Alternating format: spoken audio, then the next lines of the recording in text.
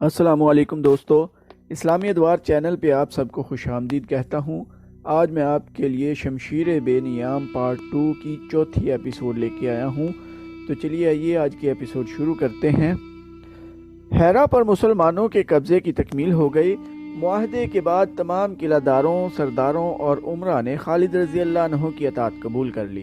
یہ دراصل امیر المؤمنین ابو بکر رضی اللہ عنہ کی اطاعت تھی۔ خالد رضی اللہ عنہ نمائندگی کر رہے تھے۔ اس کے بعد خالد رضی اللہ عنہ نے اپنی تمام تر فوج کے ساتھ 8 رکعت نفل شکرانے کے پڑھے۔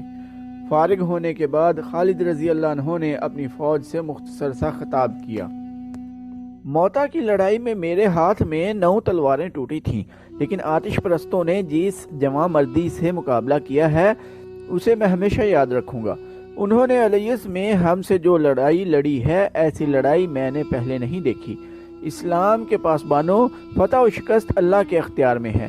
اس کے نام کو، اس کی نعمتوں کو اور اس کے رسول صلی اللہ علیہ وآلہ وسلم کو ہر وقت دل میں رکھو۔ ہیرا بہت بڑی نعمت ہے جو اللہ تبارک و تعالیٰ نے ہمیں عطا کی ہے۔ یہ بھی دل میں رکھو کہ ہمارا جہاد ابھی ختم نہیں ہوا۔ جب تک کفر کا فتنہ باقی ہے، جہاد ختم نہیں ہوگا۔ خالد رضی اللہ عنہ نے شہیدوں کے لیے دعائے مغفرت کی، پھر زخمیوں کی عیادت کو گئے۔ شہیدوں کی نماز جنازہ بڑا ہی رقت آمیز منظر تھا۔ وطن سے اتنی دور جا کر شہید ہونے والوں کے لیے ہر آنکھ میں آنسو تھے۔ شہیدوں کو قبروں میں اتارا گیا تو یہ قبریں تاریخ کے سنگِ ہائے میل بن گئیں۔ خالد رضی اللہ عنہ جب ہیرا کا نظم و نسق سنبھالنے کے لیے اس محل نما مکان میں گئے جو آزادبہ کا رہائشی مکان تھا، تو بے شمار روسا اور عمرہ تحفے لیے کھڑے تھے جو انہوں نے خالد رضی اللہ عنہ کو پیش کیے۔ ان میں بیش قیمت اشیاء تھیں، ہیرے اور جواہرات بھی تھے۔ مدینہ کے مجاہدین حیران ہو رہے تھے کہ کوئی قوم اتنی دولت مند بھی ہو سکتی ہے۔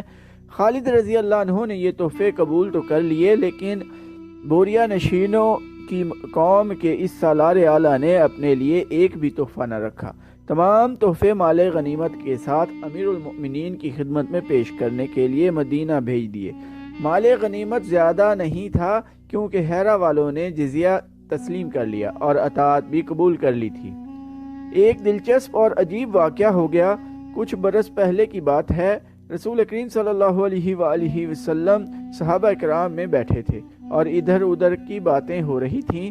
باتوں کا رخ کفار کے علاقوں کی طرف مڑ گیا اور ذکر فارس کی شہنشاہی کا چل نکلا۔ ہیرا اس شہنشاہی کا بڑا اہم مقام تھا۔ کسی صحابی نے کہا کہ ہیرا ہاتھ آ جائے تو اس سے فوجی اڈا بنا کر کسریٰ پر کاری ضربیں لگائی جا سکتی ہیں۔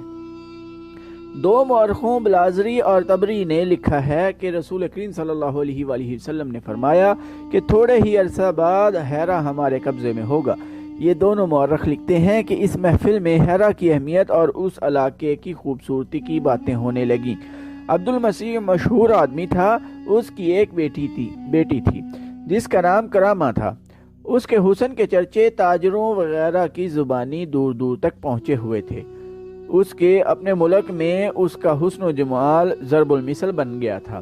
بلازری اور طبری نے لکھا ہے کہ رسول کریم صلی اللہ علیہ وآلہ وسلم کی اس محفل میں سیدھا سادہ اور عام سا ایک آدمی شویل بھی موجود تھا۔ یا رسول اللہ، شویل نے عرض کی، اگر ہیرا فتح ہو گیا تو عبد المسیح کی بیٹی کرامہ مجھے دے دی جائے۔ رسول کریم صلی اللہ علیہ وآلہ وسلم مسکرائے اور ازراہ مذاق کہا، ہیرا فتح ہو گیا تو کرامہ بنت عبد المسیح تیری ہوگی۔ ان مورخوں نے یہ نہیں لکھا کہ ہیرا کی فتح سے کتنا عرصہ پہلے یہ بات ہوئی تھی۔ اب ہیرا فتح ہو گیا۔ خالد رضی اللہ عنہ کی فوج کا ایک ادھیڑ عمر سپاہی اس وقت ان کے سامنے جا کھڑا ہوا جب کچھ شرائط عبد المسیح اور خالد رضی اللہ عنہ کے درمیان طے ہو رہی تھیں۔ کیا نام ہے تیرا؟ خالد رضی اللہ عنہ نے اپنے اس سپاہی سے پوچھا، اور میرے پاس کیوں آئے ہو؟ سالار اعلیٰ سپاہی نے کہا، میرا نام شویل ہے۔ خدا کی قسم، رسول اللہ صلی اللہ علیہ وآلہ وسلم نے مجھ سے وعدہ فرمایا تھا کہ عبد المسیح کی بیٹی کرامہ تجھے دے دی جائے گی۔ آج ہیرا فتح ہو گیا ہے، شہزادی کرامہ مجھے دے دی جائے۔ کیا تو کوئی گواہ پیش کر سکتا ہے؟ خالد رضی اللہ عنہ نے کہا، خدا کی قسم میں رسول اللہ صلی اللہ علیہ وآلہ وسلم کے وعدے کی خلاف ورزی کی جرت نہیں کر سکتا، لیکن گواہ نہ ہوئے تو میں تیری بات کو سچ نہیں مان سکتا۔ شویل کو 2 گواہ مل گئے، وہ ہیرا کی فاتح فوج میں موجود تھے۔ انہوں نے تصدیق کی کہ رسول اللہ صلی اللہ علیہ وآلہ وسلم نے ان کی موجودگی میں شویل سے یہ وعدہ فرمایا تھا۔ رسول اللہ صلی اللہ علیہ وآلہ وسلم کا وعدہ میرے لیے حکم کا درجہ رکھتا ہے۔ خالد رضی اللہ عنہ نے عبد المسیح سے کہا، تجھے اپنی بیٹی اس شخص کے حوالے کرنی ہوگی، یہ بھی شرائط میں لکھ لو۔ عبد المسیح نے کہا کہ میری بیٹی کرامہ اس سپاہی کو دے دی جائے۔ یہ حکم عبد المسیح کے گھر پہنچا کہ کرامہ مسلمانوں کے سالار اعلیٰ کے پاس آ جائے۔ کرامہ نے پوچھا کہ اسے کیوں بلایا جا رہا ہے۔ اسے بتایا گیا کہ ایک مسلمان سپاہی نے اس کی خواہش کی ہے اور اسے اس سپاہی کے حوالے کیا جائے گا۔ ایسا نہ ہونے دو۔ گھر میں جو ایک محل کی مانند تھا، دوسری عورتوں کا شور اٹھا۔ ایسا نہ ہونے دو۔ شاہی خاندان کی ایک عورت کو ایک سپاہی کے حوالے نہ ہونے دو جو عرب کا وحشی بدو ہے۔ مجھے اس کے پاس لے چلو، کرامہ نے کہا۔ اس مسلمان سپاہی نے میری جوانی کے حسن کی باتیں سنی ہوں گی۔ وہ کوئی جاہل اور احمق لگتا ہے۔ اس نے کسی سے یہ نہیں پوچھا ہوگا کہ یہ کب کی بات ہے کہ جب میں جوان ہوا کرتی تھی۔ بلازری کی تحریر کے مطابق کرامہ کو خالد رضی اللہ عنہ کے سامنے لے جایا گیا۔ شویل موجود تھا۔ اس نے ایک ادھیڑ ایسی بوڑھیا دیکھی جس کے چہرے پر جھڑیاں تھیں اور بال سفید ہو چکے تھے۔ مورخ طبری نے کرامہ کی عمر 80 سال لکھی ہے۔ اس کے باپ عبد المسیح نے خالد رضی اللہ عنہ کو اپنی عمر 200 سال بتائی تھی۔ بعض مورخ ان عمروں کو تسلیم نہیں کرتے۔ عبد المسیح کی عمر 100 سال سے ذرا ہی زیادہ تھی اور کرامہ کی عمر 60-70 سال کے درمیان تھی۔ بہرحال کرامہ ضعیف العمر تھی۔ شویل نے اسے دیکھا تو اس کے چہرے پر خوشی کے جو آثار تھے وہ اڑ گئے اور وہ مایوس ہو گیا۔ اچانک اسے ایک خیال آ گیا۔ امیر لشکر، شویل نے کہا، یہ شرط لکھ لی گئی ہے کہ کرامہ بنت عبد المسیح میری لونڈی ہے۔ اگر یہ مجھ سے آزادی چاہتی ہے تو مجھے رقم ادا کرے۔ کتنی رقم؟ کرامہ نے پوچھا۔ 1000 درہم۔ شویل نے کہا، میں اپنی ماں کا بیٹا نہیں ہوں گا کہ 1 درہم بھی بخش دوں۔ کرامہ کے بوڑھے ہونٹوں پر مسکراہٹ آ گئی۔ اس نے اس خادمہ کو جو اس کے ساتھ آئی تھی اشارہ کیا۔ خادمہ دوڑی گئی اور 1000 درہم لے آئی۔ کرامہ نے یہ درہم شویل کے حوالے کر دیے اور آزاد ہو گئی۔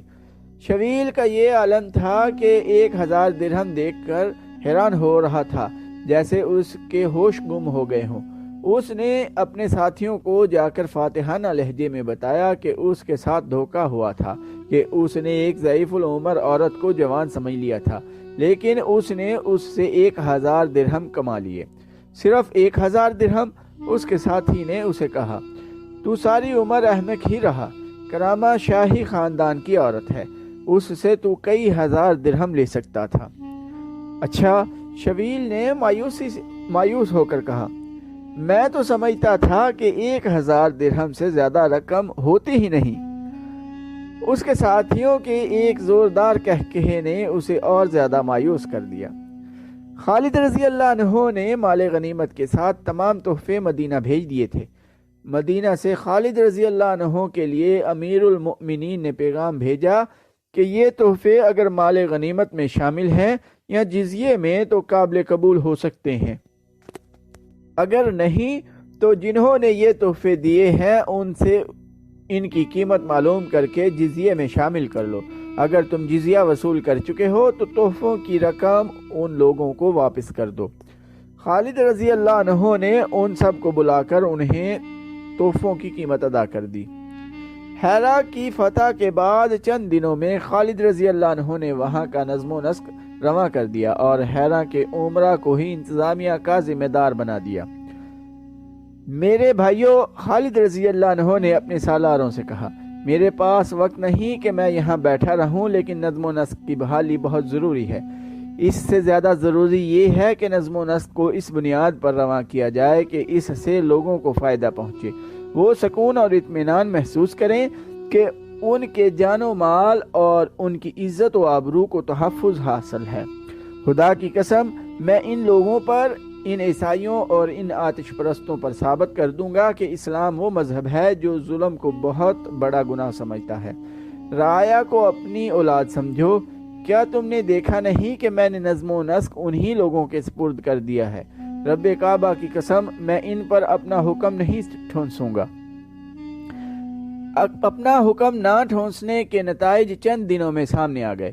اسلام کا بنیادی اصول یہی تھا کہ لوگوں کے دل جیتو، مگر دل جیت کر انہیں دھوکہ نہ دو، انہیں ان کے حقوق دو۔ خالد رضی اللہ عنہ اسلام کے پہلے سالار تھے جنہوں نے مدینہ سے نکل کر کسی دوسری قوم کے علاقے فتح کیے اور انہیں اسلام کے اس بنیادی اصول پر عمل کرنے کا موقع ملا۔ مصر کے محمد حسین ہیکل نے بہت سے مورخوں کا حوالہ دے کر لکھا ہے کہ خالد رضی اللہ عنہ نے دشمنوں کے سر اڑانے شروع کیے تو فرات کو لال کر دیا اور ایسے کسی آدمی کو زندہ نہ چھوڑا جس کی طرف سے دین اسلام کو ذرا سا بھی خطرہ تھا۔ خالد رضی اللہ عنہ ذاتی دشمنی کے قائل نہیں تھے۔ متعصب تاریخ دانوں نے خالد رضی اللہ عنہ کو ظالم سالار کہا ہے، لیکن خالد رضی اللہ عنہ نے جو بھی علاقہ فتح کیا وہاں کا انتظام مفتوحہ عمرہ روسا کے سپرد کر دیا۔ البتہ ان کے نگران یعنی بالائی حکام مسلمان مقرر کیے جاتے تھے۔ ہیرا کو فتح کر کے خالد رضی اللہ عنہ نے سارے فارس کو فتح نہیں کر لیا تھا، بلکہ خالد رضی اللہ عنہ خطرے میں گھر گئے تھے۔ آتش پرست ان پر چاروں طرف سے حملہ کر سکتے تھے۔ اگر بڑے پیمانے پر حملہ نہ کرتے تو شب خون مار مار کر مسلمانوں کی فوج کو نقصان پہنچا سکتے تھے، لیکن آتش پرستوں نے ایسی کوئی کارروائی نہ کی۔ اس کی کئی اور وجوہات تھیں، جن میں ایک یہ تھی کہ مفتوحہ علاقوں کے لوگ مسلمانوں کے سلوک سے متاثر ہو کر ان کے حامی اور معاون بن جاتے تھے۔ ہیرا کے نواحی علاقے میں ویرناتف نام کی ایک بستی تھی جو عیسائیوں کی بستی کہلاتی تھی۔ وہاں بہت بڑا گرجا تھا جس کے پادری کا نام سلوبا بن نستونا تھا۔ وہ عیسائیوں کا مذہبی پیشوا ہی نہیں، ان کا عسکری قائد بھی تھا۔ وہ میدان جنگ میں کبھی نہیں گیا تھا، لیکن جنگ و جدل میں مہارت رکھتا تھا۔ فارس کے عیسائی للکار کر مسلمانوں کے مقابلے میں آئے تھے اور مسلمانوں کی تلواروں اور برچھیوں سے بری طرح کٹے تھے۔ ایسے عیسائیوں کی تعداد خاصی کم ہو گئی تھی جو لڑنے کے قابل تھے۔ بوڑھے زندہ رہ گئے تھے یا عورتیں زندہ تھیں۔ سلوبا بن نستونا اکثر کہا کرتا تھا کہ مذہب صرف ایک زندہ رہے گا اور یہ عیسائیت ہوگی، نہ زرتشت رہے گا نہ مدینہ کا اسلام۔